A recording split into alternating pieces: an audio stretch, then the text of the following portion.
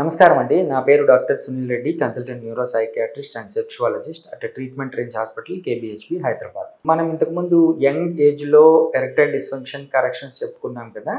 ఇప్పుడు 45 to 60 age and దానికి పైన, అంటే 60 ఏజ్ పైన, యూజువలీ 45 తర్వాత ఏమవుతుంది అంటే యూజువలీ మెటబాలిక్ డిజార్డర్స్ కానివ్వండి, వాళ్ళు యూస్ చేసే మెడికేషన్స్ కానివ్వండి, హెల్త్ ప్రొఫైల్ కానివ్వండి, వెల్త్ ప్రొఫైల్ కానివ్వండి, కొద్దిగా ఇబ్బంది పడుతూ ఉంటారు. దీనివల్ల ఏంటి అంటే వాళ్ళ ఆలోచనలకి తగ్గట్టు అంగస్తంభన అనేది తగ్గుతూ ఉంటుంది.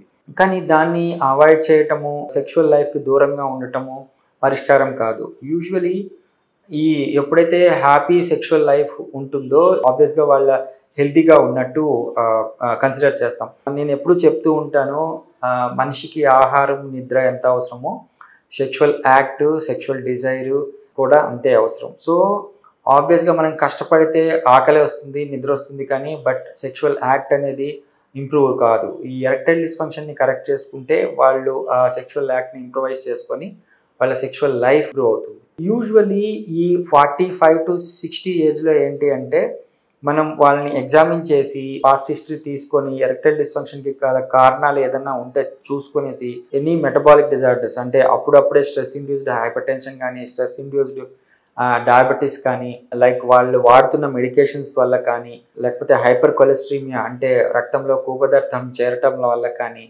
ఇలాంటి ఇష్యూస్ వల్ల వాళ్ళకి ఎరెక్టైల్ డిస్ఫంక్షన్ అనేది రావచ్చు. వాళ్ళకి ఆబ్వియస్గా వీటితో పాటు మనకు మెంటల్ హెల్త్ ఇల్నెసెస్, అంటే మానసికంగా ఎటువంటి ఇబ్బందులు ఉన్నా కానీ వాళ్ళకి ఎరెక్టైల్ డిస్ఫంక్షన్ రావచ్చు.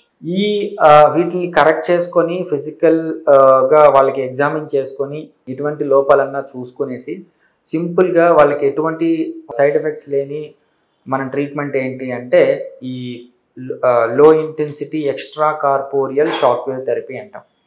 సో ఇది ఏంటి అంటే ఈ షాక్ వేవ్ థెరపీ అంటే భయపడటం కాదు, ఏదో మనం వాళ్ళకి షాక్ పెట్టడం కానీ, ఏసీ కరెంటు, డీసీ కరెంటు పెట్టి వాళ్ళని ఇబ్బంది పెట్టడం కానీ ఉండదు.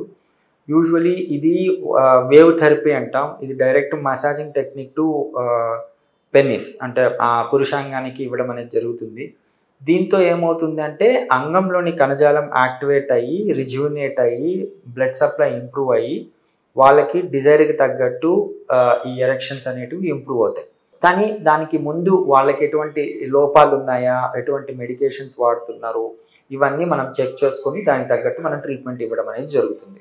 సో ఈ 45 to 60 ఏజ్ ఉన్న వాళ్ళు ఆల్రెడీ మెడికేషన్స్ వాడటం వల్ల కావచ్చు, వాళ్ళకున్న మెటబాలిక్ డిజార్డర్స్ వల్ల కావచ్చు, ఎక్కువ మెడికేషన్స్ వాడలేక ఈ ఎరెక్టైల్ డిస్ఫంక్షన్తో చాలా మానసికంగా కుంగిపోతూ ఉంటారు.